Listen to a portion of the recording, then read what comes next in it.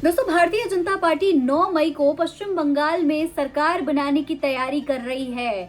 शपथ ग्रहण समारोह की तैयारियां चल रही हैं, सीएम फेस पर डिस्कशन चल रहा है, लेकिन वहीं दूसरी तरफ ममता बनर्जी और टीएमसी के दिमाग में कुछ अलग ही खिचड़ी पक रही है, अलग प्लानिंग चल रही है। और सबसे बड़ी बात यह है कि भारतीय जनता पार्टी के लिए ये शपथ ग्रहण समारोह आसान तो नहीं होने वाला है, क्योंकि अब ममता बनर्जी अकेली नहीं है, उनके साथ राहुल गांधी से लेकर अखिलेश यादव तक तमाम विपक्षी नेता साथ आ चुके हैं। और तो और अब ये पूरा मामला जो है ये सुप्रीम कोर्ट पहुंचने वाला है। जी हाँ, सुप्रीम कोर्ट में इलेक्शन कमीशन को घेरा जाएगा, भारतीय जनता पार्टी को घेरा जाएगा। और आज तक ईवीएम और एसआईआर पर इतना बड़ा सवाल किसी ने नहीं उठाया जितना बड़ा अब ममता बनर्जी और टीएमसी के तमाम नेता मिल करके सुप्रीम कोर्ट में उठाने वाले हैं, सबूत दिखाने वाले हैं। और तो और अखिलेश यादव ने कह दिया है कि उनके पास भी सबूत हैं, उनके पास भी ऐसे सबूत मौजूद हैं जो अगर वो सुप्रीम कोर्ट में दिखा दें तो भाई भारतीय जनता पार्टी जो ख्वाब देख रही है, आज तक तो कभी बंगाल में सरकार बनी नहीं और अब जो सरकार बनाने के ख्वाब देख रही है वो ख्वाब अधूरे रह सकते हैं। क्या है पूरा मामला, किस तरीके से ये पूरी स्थिति पैदा हो गई है कि 9 मई का जो शपथ ग्रहण समारोह है वो अब टलने की कगार पर आ चुका है, सब कुछ बताएंगे आज के इस वीडियो में विस्तार से, इसलिए वीडियो को पूरा जरूर देखिएगा। सलाम नमस्ते, मेरा नाम फरीन अंसारी है और ये खबर आप द नेशन 360 पर देख रहे हैं। वक्त की बहुत बड़ी खबर मैं आपको बता रही हूँ। ममता बनर्जी तमाम विपक्षी नेताओं के साथ मिलकर के बंगाल चुनाव के नतीजों को लेकर सुप्रीम कोर्ट जाने वाली हैं और उनके साथ साथ अखिलेश यादव, राहुल गांधी और तमाम विपक्षी नेता उनके सपोर्ट में आगे आए हैं। जी हाँ, उनके सपोर्ट में तमाम विपक्षी नेता खुद खुलकर सामने आ गए हैं। लेकिन दोस्तों, बंगाल में जिस तरीके की परिस्थितियां दिखाई दे रही हैं वो कई तरीके के सवाल खड़े कर रही हैं। बीजेपी चुनाव तो जीत चुकी है, लेकिन उन 3 दिनों में, यानी जब से चुनाव जीती है उसके बाद से 3 दिन बंगाल के लिए बहुत भारी पड़े हैं। अगर आप तमाम तस्वीरें देखें तो स्थिति बहुत हैरान कर देने वाली है और सवाल उठने लगे कि क्या ये सिर्फ चुनावी हार जीत है या फिर इसके पीछे वजह कुछ और ही है, कहानी कुछ और ही है, खेल कोई और ही चल रहा है। ये इस तरीके के सवाल दोस्तों अब सोशल मीडिया पर पूरी जो बंगाल की जनता है, साथ ही साथ पूरे देश की जो जनता है, वो ये सवाल उठा रही है।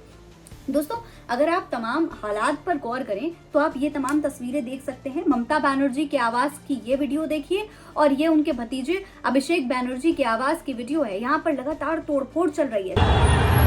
रंग लगा रहा है जावेद खान है।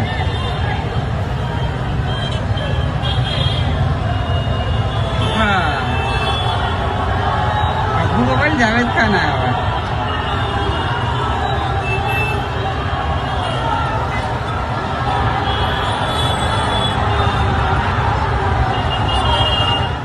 चुनाव परिणाम आने के बाद लगातार बंगाल के कई हिस्सों में इस तरीके की हिंसा हुई है, चाहे आसनसोल हो, सिलीगुड़ी हो, जलपाईगुड़ी हो और फाल्ता हो। ये तमाम इलाके हैं जहां पर लगातार राजनीतिक टकराव देखने को मिल रहा है। लेकिन इन सब के बीच टीएमसी सीधा सीधा भारतीय जनता पार्टी पर आरोप लगा रही है कि बीजेपी के जो कार्यकर्ता हैं वो उनके दफ्तर पर कब्जा कर रहे हैं और कार्यकर्ताओं को निशाना बनाया जा रहा है। यानी इससे साफ हो रहा है कि मामला सिर्फ चुनाव तक सीमित नहीं है, मामला सिर्फ चुनाव परिणाम तक सीमित नहीं है, बल्कि अब ये जो है ये बहुत बड़े आंदोलन में तब्दील हो सकता है, बहुत बड़ी लड़ाई में तब्दील हो सकता है और ये लड़ाई सुप्रीम कोर्ट तक पहुंच सकती है, जिसकी वजह से भारतीय जनता पार्टी के लिए 9 तारीख जो है वो बहुत मुश्किल भरा दिन हो सकता है। भारतीय जनता पार्टी जो सोच रही है कि भाई सीएम बना लिया जाएगा अपना पश्चिम बंगाल में, वो भारतीय जनता पार्टी के लिए यहाँ ममता बनर्जी थोड़ा मुश्किल बना रही हैं।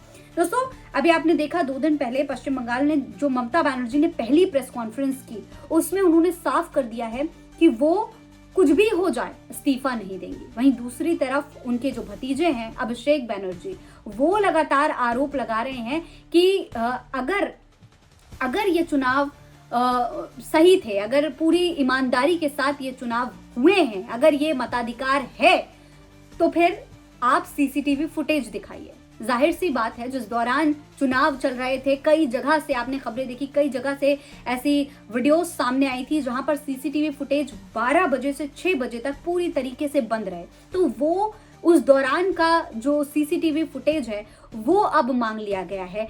अभिषेक बैनर्जी लगातार कह रहे हैं कि आप सीसीटीवी फुटेज जारी करिए, अगर चुनाव निष्पक्ष हुए हैं तो वो फुटेज जारी करना पड़ेगा और इसके लिए सुप्रीम कोर्ट भी जाएंगे, सुप्रीम कोर्ट में अपील की जाएगी और ये कहा जाएगा कि चुनाव आयोग सीसीटीवी फुटेज जारी करके दिखाए कि क्या ये जो पूरे चुनाव हुए हैं ये निष्पक्ष हुए हैं या नहीं। तो दोस्तों, इससे तो इतना साफ है कि टीएमसी अभी बिल्कुल भी पीछे हटने के मूड में नहीं है। टीएमसी हर तरीके से चुनौती देने में लगी हुई है।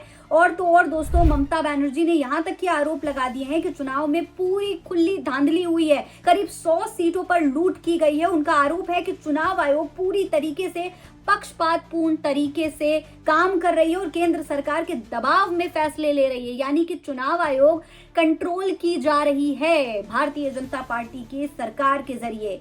दोस्तों, ममता बनर्जी ने यह तक कह दिया था कि मैंने अपनी पूरी जिंदगी में इस तरीके का चुनाव कभी नहीं देखा जैसा इस बार हुआ है। एसआईआर हुए, ईवीएम में धांधली का आरोप लगा, वीवीपैट की पर्चियां सड़कों पर पड़ी हुई मिली और तो और सीसीटीवी फुटेज भी बंद हो गए, यानी सीसीटीवी भी बंद हो गया जिस दौरान मतदान चल रहा था। सिर्फ इतना ही नहीं दोस्तों, अभिषेक बैनर्जी ने यह भी बताया था कि चुनाव के दौरान और जब चुनाव के नतीजों की गिनती हो रही थी उस दौरान ईवीएम की बैटरी में जरा भी बदलाव नहीं आया और ईवीएम नंबर में भी बहुत बड़ा फेरबदल हुआ था, यानी कि खास तौर पर वो ये यहाँ पर जाहिर करना चाह रहे थे कि ईवीएम बदली गई है, यानी ईवीएम में भी घपला हुआ है, ईवीएम को बदला गया है। इस तरीके के आरोप भी अभिषेक बैनर्जी ने लगाए थे। दोस्तों, आपको बता दूं कि ममता बनर्जी अब पश्चिम बंगाल के चुनाव को लेकर सुप्रीम कोर्ट जाएंगी और सबसे चौंकाने वाला आरोप वो ईवीएम को लेकर लगा रही हैं, उसको भी सुप्रीम कोर्ट में वो बताने वाली हैं, उसको लेकर के सबूत दिखाने वाली हैं। उनका जो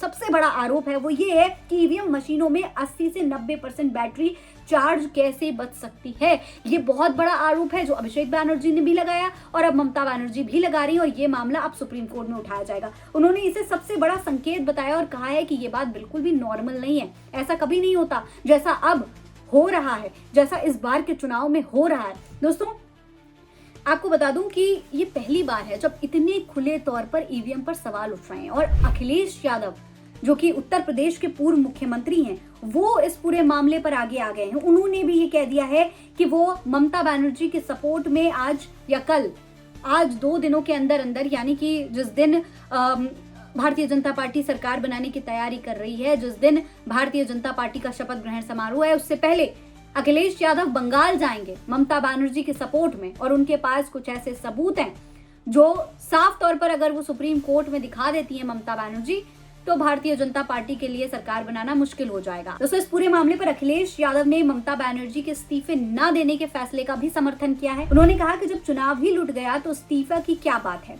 वहीं उन्होंने बताया कि वो कल यानी कि 7 मई को बंगाल जाएंगे और ममता बनर्जी से बात भी करेंगे। ममता बनर्जी के सपोर्ट में अखिलेश यादव कहते हैं कि दीदी कितनी बड़ी लड़ाई अकेले लड़ रही हैं, आयोग को मतगणना का लाइव सीसीटीवी फुटेज दिखाना चाहिए।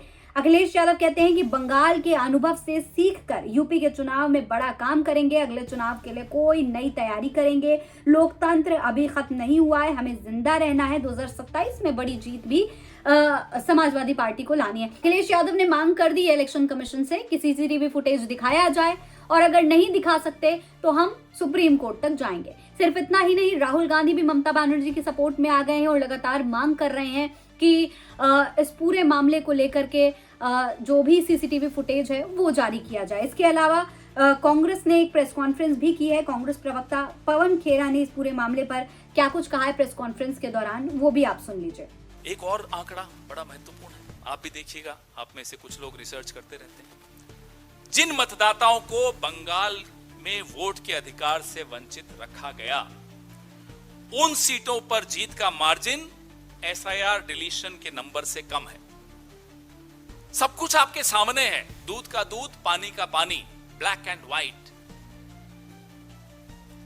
हम उम्मीद करते हैं कि माननीय सर्वोच्च न्यायालय भी इसका संज्ञान लेगा और मतदाताओं को उनके अधिकार फिर से देकर हमें लगता है कि उन सीटों पर फिर से पुनर्मतदान होना चाहिए। तो दोस्तों ये तो तमाम आरोप हैं जो विपक्ष लगातार ईवीएम पर उठा रहा है, लेकिन इसके अलावा बंगाल की स्थिति इन 3 दिनों में बेहद खराब हो चुकी है, जिसकी वजह से केंद्र सरकार पर भी सवाल उठने लगे हैं। केंद्र सरकार, गृह मंत्रालय और गृह मंत्री अमित शाह पर सवाल उठ रहे हैं। सीआरपीएफ के जवानों पर हमले की कई वीडियो सामने आई हैं दोस्तों। इनमें देख सकते हैं किस तरीके से वो सीआरपीएफ जवान अभी 2-3 दिन पहले जब गिनती हुई थी वोटों की, उस दौरान यही सीआरपीएफ जवान ड्यूटी पर लगे हुए थे, ड्यूटी कर रहे थे। पुलिस अधिकारी बंगाल के वो ड्यूटी कर रहे थे, उनको अब इस तरीके से मारा पीटा जा रहा है। ये स्थिति पैदा हो गई है। इसके लिए गृह मंत्रालय को जवाब देना चाहिए कि आखिर इन अधिकारियों की सुरक्षा के लिए जिम्मेदार कौन है, जिनको आपने ड्यूटी पर लगाया था। उनकी अगर ऐसी स्थिति हो रही है तो बंगाल की जनता का क्या हाल होगा।